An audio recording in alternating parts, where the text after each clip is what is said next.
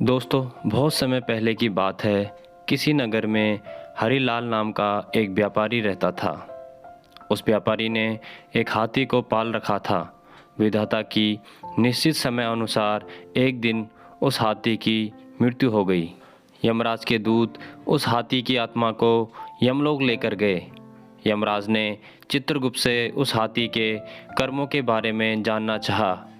तब चित्रगुप्त ने यमराज से कहा कि प्रभु, इस हाथी ने अपने जीवन में कभी भी गलत काम नहीं किया है।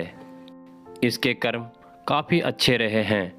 तब यमराज खुश होकर हाथी से कहने लगे कि हम तुम पर प्रसन्न हैं, क्योंकि तुमने अपने जीवन में हमेशा सत्कर्म ही किए हैं। इसलिए मैं तुम्हें वापस पृथ्वी लोक पर भेजना चाहता हूँ। हाथी ने यमराज से कहा कि हे प्रभु, यदि आप हमारे ऊपर प्रसन्न हैं तो हमें यह वर दीजिए कि इंसान हमारे ऊपर कभी भी शासन न कर सके। यह सुनकर यमराज काफ़ी आश्चर्यचकित हो गए। उन्होंने हाथी से कहा कि हे गजराज, मनुष्य तो काफ़ी बुद्धिमान प्राणी होता है, फिर तुम इसके साथ क्यों नहीं रहना चाहते? तब हाथी ने यमराज से कहा कि हे प्रभु, मैं ये नहीं चाहता कि कोई मनुष्य हम पर शासन करे, क्योंकि मनुष्य के साथ रहना हमारे लिए काफ़ी कठिन है। ऐसा मैं इसलिए कह रहा हूँ क्योंकि ये लोग काफ़ी होशियार होते हैं। यमराज ने हाथी से कहा कि ठीक है, यदि तुम्हारी बात सही निकली तो तुम जैसा कहोगे हम वैसा ही करेंगे, और यदि तुम्हारी बात झूठी निकली तो जैसा हम कहेंगे तुम्हें वैसा ही करना होगा। हाथी ने कहा कि मुझे मंजूर है। तब यमराज ने यमदूतों से कहा कि जाओ और इसके मालिक को यमलोक लेकर आओ। 4 दूत उस हाथी के मालिक को लेने के लिए पृथ्वी लोक पर गए। जब हरिलाल सो गया तो चारों दूतों ने चारपाई सहित उस हाथी के मालिक को लेकर यमलोक की तरफ बढ़ने लगे। हरिलाल के बीच में नींद टूट गई। उसने देखा कि मैं तो आकाश में हूँ, और नीचे देखा तो ज़मीन ही गायब थी।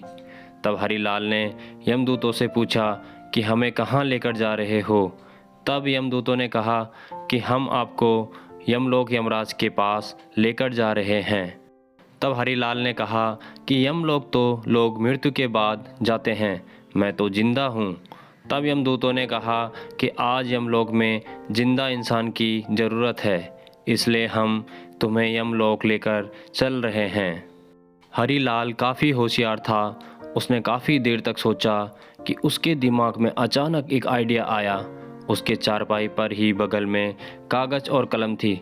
उसने कागज़ कलम उठाया और एक सादे कागज़ पर उसने लिखा कि यमराज, इस मनुष्य को अपना सिंहासन सौंप देना, यह मेरा आदेश है। और उसने भगवान विष्णु का हस्ताक्षर भी कर दिया। यमदूत हरिलाल को लेकर यमलोक पहुँचे। वहाँ यमराज हरिलाल को देखकर काफ़ी खुश हुए। हरिलाल ने यमराज को वह कागज़ थमा दिया, जिसे पढ़कर यमराज अपने सिंहासन से उठ खड़े हुए और हरिलाल को यमलोक का राजा बना दिया। हरिलाल का हाथी उसकी होशियारी देखकर काफ़ी आश्चर्यचकित हुआ। अब यमलोक पर हरिलाल का शासन हो गया। हरिलाल ने चित्रगुप्त को आदेश दिया कि जो भी लोग नरकलोक में हैं उन्हें स्वर्गलोक में भेजा जाए, और नरकलोक का द्वार हमेशा के लिए बंद कर दिया जाए। अब जो भी लोग मरने लगे वो सभी स्वर्गलोक में जाने लगे। फिर यह बात भगवान विष्णु के पास पहुंच गई कि आखिर यमलोक का संतुलन क्यों बिगड़ रहा है, सभी लोग स्वर्ग जा रहे हैं। यह सोचकर भगवान विष्णु यमलोक पहुंच गए और देखा कि यमलोक के द्वार पर यमराज बैठे हुए थे। यह देखकर भगवान विष्णु ने यमराज से कहा कि यमराज, आप बाहर क्यों बैठे हुए हैं? तब यमराज ने भगवान विष्णु को हरिलाल द्वारा दी गई उस कागज़ को दिखाया, जिसमें लिखा हुआ था कि इस मनुष्य को यमलोक का सिंहासन सौंप दिया जाए, और नीचे भगवान विष्णु का हस्ताक्षर भी था। यह देखकर भगवान विष्णु हंसने लगे और यमराज से कहा कि तुमने किसी जिंदा मनुष्य को यमलोक में बुला लिया है क्या? तब यमराज ने कहा कि हाँ प्रभु, मैंने एक जिंदा मनुष्य को धरती से यमलोक में बुलाया है। तब भगवान विष्णु यमराज के साथ हरिलाल के पास पहुँचे। हरिलाल भगवान विष्णु को देखकर सिंहासन से उठ खड़ा हुआ और भगवान विष्णु से बोला कि प्रभु, मेरी यही इच्छा थी कि मैं आपको अपने समक्ष बुला सकूं, इसलिए मैंने यह सब कुछ किया। हरिलाल की बात सुनकर भगवान विष्णु बहुत प्रसन्न हुए।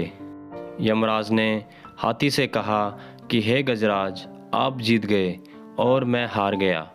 उसके बाद यमराज ने हरिलाल को वापस पृथ्वी लोक पर भेज दिया और उसके दिमाग से यह सारी बातें भुला दी और यमराज ने गजराज को भी पृथ्वी लोक पर भेज दिया। दोस्तों, अगर आपको वीडियो अच्छी लगी हो तो वीडियो को लाइक और चैनल को सब्सक्राइब करना मत भूलिएगा।